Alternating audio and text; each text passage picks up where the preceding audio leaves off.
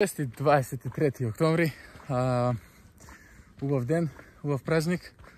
Денеска во ова видео ќе кажеме нешто зашто е добро да правите дедлифт, да кревате тешко, со права форма, правилно испланирано, исто така.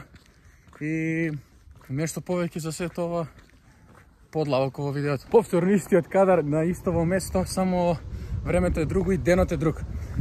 Зашто видеово не го објави вчера и зашто не го заврши вчера? Вратам, не ми дојде автобусот што требаше да дојде во одреденото време. Другиот не можев да го чекам, имам за учење. Дали учев? Не учев многу. И видеото оставив да го завршам денес. На брзина, мислам не на брзина, да не должам, да скратиме. Најпрво да дефинираме што е дедлифт. Дедлифт е една, може да кажем, најголемата и најтешката, попаруваната компаунд вежба. Што значи компаунд вежба? Компаунд вежба значи дека користи повеќе мускули за да се направи вежбата, односно во дедлифт може да кажеме дека скоро сите мускули у телото работат и затоа ја бија стел number 1, па поднеа бенч, па поднеа скват.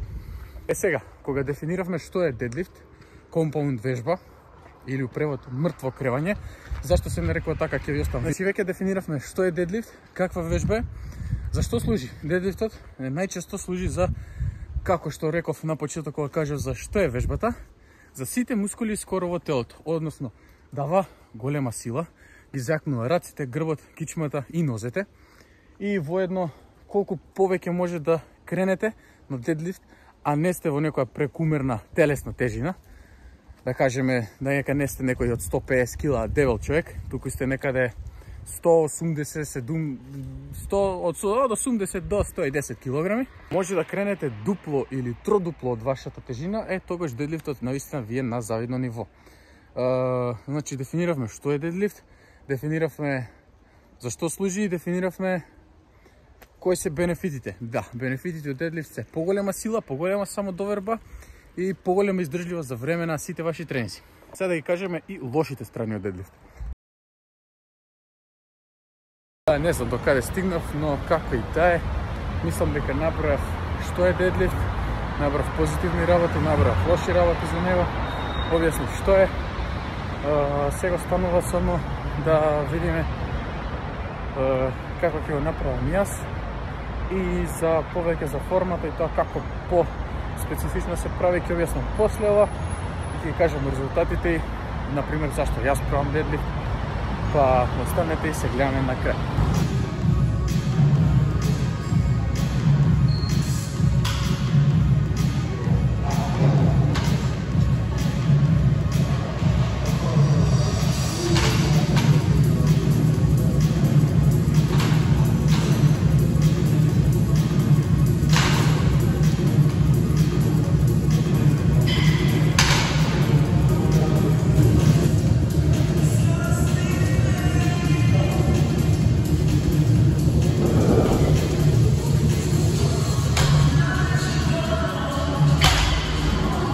Многу тажни вести. 2, 4, 6, 8, 9 и 9, 18 и 10, 190 кила се крена, ама телефонот не снимаш. Јеби го. По трети пат во едно видео на истиот кадар. До сега требаше 3 видеа да ја изведам, ама лудило. Ево е, ова видео се прави веќе 3 дена. Ајде конечно да го завршим. Видовте како направив 2 серии од вкупно 5 или 6 за дедлифт. Оние што само ја покажав килажата, не ги видовте, пошто мислев дека нема да ги кревам. Тоа што го фелнав ќе го оставам овде. Ете, кренав 190, не снимив, а фелнав 200, а го снимив и ништо, тоа е. Да не должам многу, формата ја гледате. Битно е цело време кичмата да е права.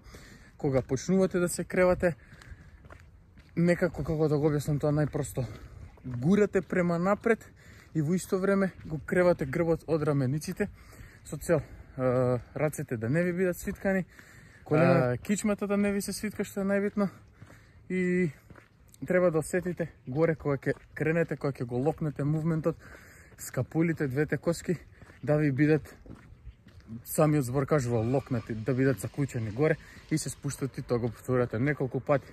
Зашто јас го правам дедлифтот? Го правам за да имам повеќе сила, повеќе самодоверба во теретана. Како што реков, повеќе самодоверба во теретана, подобра сила и едноставно да видите тоа. Многу пати кропнувам, многу коли има тука, ме гледат како будала што држам телефон и се снимам. Но тоа е. Фала што ги изгледавте видео, се надевам нешто научите за дедлифт. Се гледаме, оставите лайк, шер, сабскрайб. Се гледаме во наредно видео.